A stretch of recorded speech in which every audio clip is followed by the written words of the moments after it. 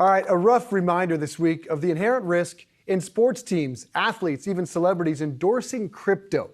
As we've reported here, Voyager Digital declared Chapter 11, and the bankruptcy is being felt by the Dallas Mavericks fans who are aiming their frustration at the team owner, Mark Cuban. You might know him from Shark Tank. Last year, the team announced a 5-year partnership with Voyager, giving fans a $100 reward to trade crypto on Voyager if they deposited $100 and traded just $10.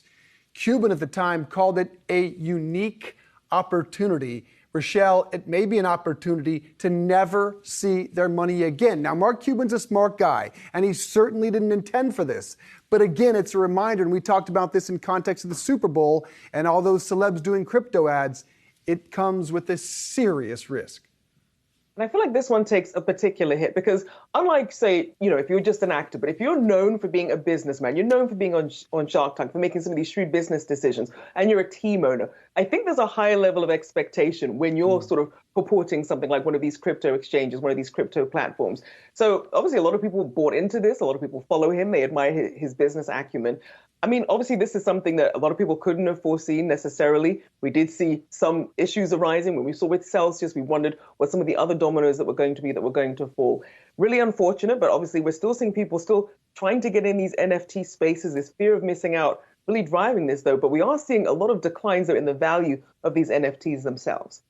Yeah, dramatic declines. I mean, it is remarkable what's happened in recent months as the prices have just flat out collapsed. And there's Voyager Digital, and you can see their collapse there on the screen. But look, I think it just the reminder is buyer beware. Someone like Mark Cuban, who is a tech investor, a billionaire, ought to be more clear about the risks of people investing. He certainly knows what they are. But those NFT prices collapsing brings up a question because an interesting number put out that 60% of people invest in NFTs for one reason, and that's to make money. It's not because they enjoy collecting NFTs or they're passionate for them.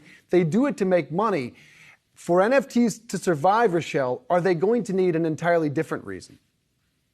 I mean, I think much like when crypto and Bitcoin and other things first started and people were like, this is going to be a currency, it may be a case of seeing NFTs as something a little bit different. It might be if it's something specific, something that's very collectible. Like I believe they started with art at first, then it became sort of sports moments, things that might actually have some value in the future. But if it's some art that can be photocopied or shared widely or perhaps hacked, as we've seen that also happen with some of these NFTs as well, getting copied and stolen, I think people just really aren't taking enough care to sort of do their homework with these things. Don't just jump on the bandwagon. You really do have to do your homework. Well, we've seen art go through the roof in recent months. In fact, probably the last 6 months to a year.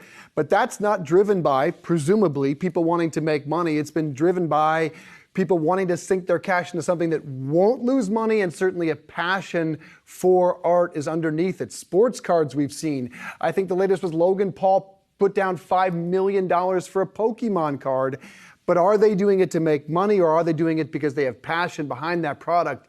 And again, we're going to need a real practical use for NFTs for those values to go anywhere near where they were.